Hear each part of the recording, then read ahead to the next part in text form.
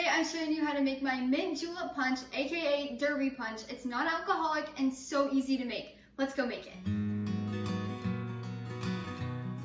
To get started with this recipe, we're going to first make our mint simple syrup. It's very easy. It's what you would traditionally use in a mint julep, but instead we're putting it in our punch. It's very kid-friendly and so simple to make. So we're gonna start by adding 2/3 of a cup of pure cane sugar into a medium-sized pot. So we're gonna dump that in. You could also use regular sugar if you don't want to use cane sugar. And then we're also going to add in 2/3 of a cup of water. Just gonna add that in.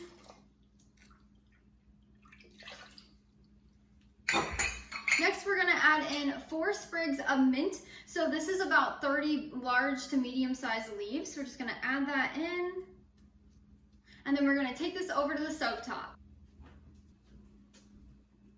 Once you place your pot on the stovetop, we're going to turn it on medium heat, and then we're going to stir with a spoon to combine all of the ingredients and help that sugar all dissolve. When we're making a simple syrup, we're gonna let this cook down for about 10 minutes on medium heat. This allows all of the sugar to absorb into the water, and then all of those mint leaves get to infuse the simple syrup. It's gonna be super delicious. Now, after you get this stirred up a little bit, you can come back and stir it every now and then. You do not have to stir it the entire 10 minutes. You just wanna come over and give it a stir every few minutes to make sure nothing's gonna burn or stick.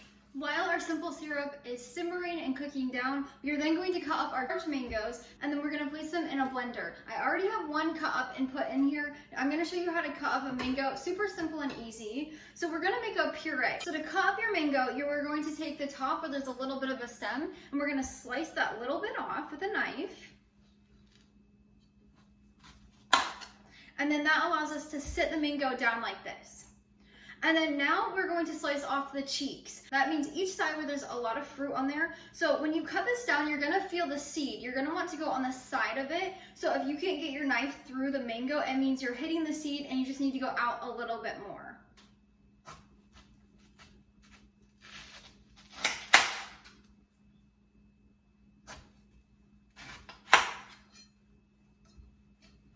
After you have the cheeks cut off, you are then going to take each side where there's still green on here, you're going to take each side and we're going to trim those off as well. This is going to be not very much just because the seed is right there.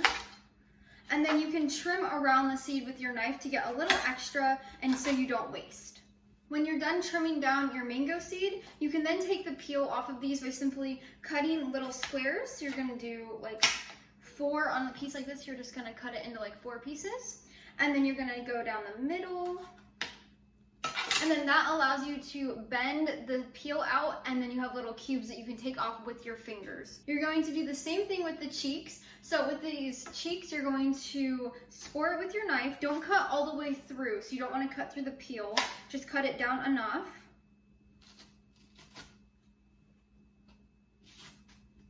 And then you're going to go the opposite way. And then you're gonna bend it outward, just like this. And then you're gonna use your fingers to pop off all of the chunks. So when you're done, you'll have little chunks that you can pop in your blender. And that's how you cut up a mango. Once your cut up mangoes are in here, you're gonna put the lid on, and then you're gonna plug your blender in. And then we're gonna blend this on a medium to high speed until it's a puree and there's no more chunks. If your mango chunks are not blending up very well, you can add a little bit of your fresh orange juice into here, and then that will allow it to blend up much easier without diluting it.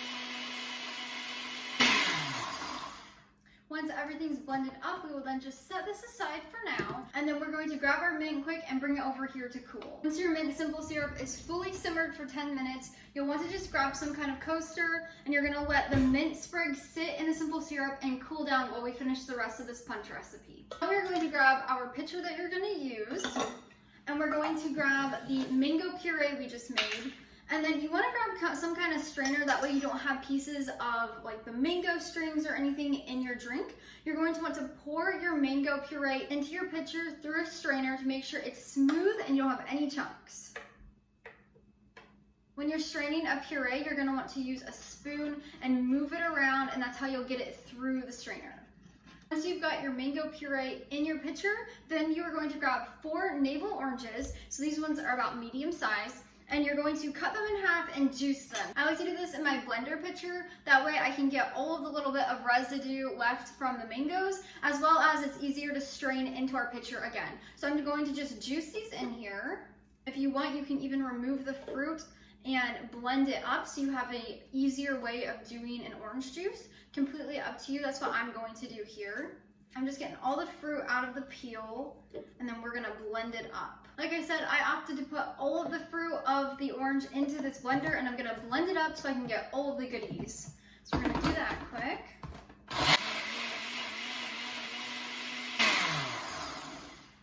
Once the oranges are blended up completely, then you can grab your pitcher once more. And then no matter if you blend your oranges or just juice them, you're gonna want to strain out the pulp before you put it in this pitcher. So I'm gonna grab my strainer again and just put it right on there.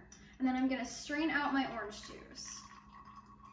To make the process faster, you're gonna wanna grab your spoon and help it get through the sieve again. Once you've got your oranges and your mango juice in here, you're going to grab your simple syrup that we just made, and then you're gonna get out all of the mint sprigs that were in there. And then once those are out of there, you're gonna add this to your pitcher.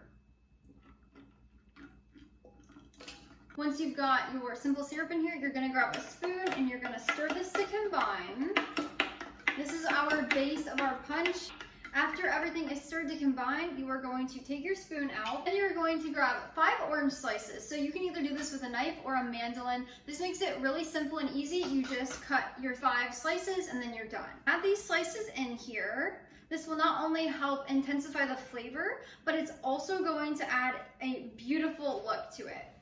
And then next we're going to grab 8 large mint leaves. So you're just gonna grab your mint sprigs and these are fresh, so you wanna grab fresh mint leaves, not the ones that we use in the simple syrup. Pop them in here. If you wanna add 10, you're more than welcome to do that as well. I think I'm going to. And then you're gonna stir this to combine once more to kind of disperse everything. You're also going to add in half of a teaspoon of pure vanilla extract. You could add in bourbon if you preferred, or whiskey, whatever, but to keep this a non-alcoholic recipe like we like, I'm gonna do half of a teaspoon of pure vanilla extract.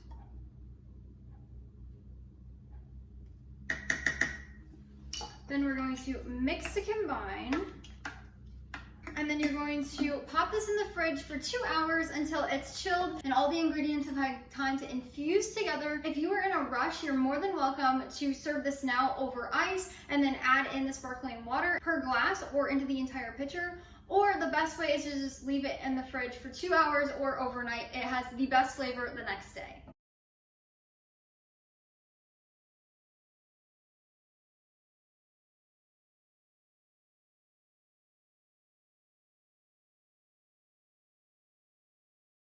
If you want to make this recipe so that it lasts a long time, up to a week, you can go ahead and leave your sparkling water out of this recipe. And then whenever you serve it, you can add a little bit of sparkling water to your glass with the base of the punch. That way the fizzing bubbles don't go away while you're storing it in the fridge. I'm going to add the entire bottle in for this recipe.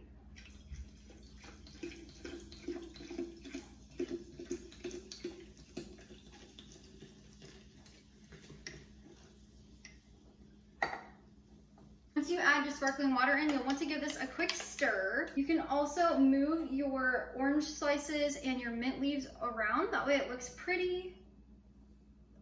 And that's how you make mint julep punch, aka derby punch. Let's give it a try.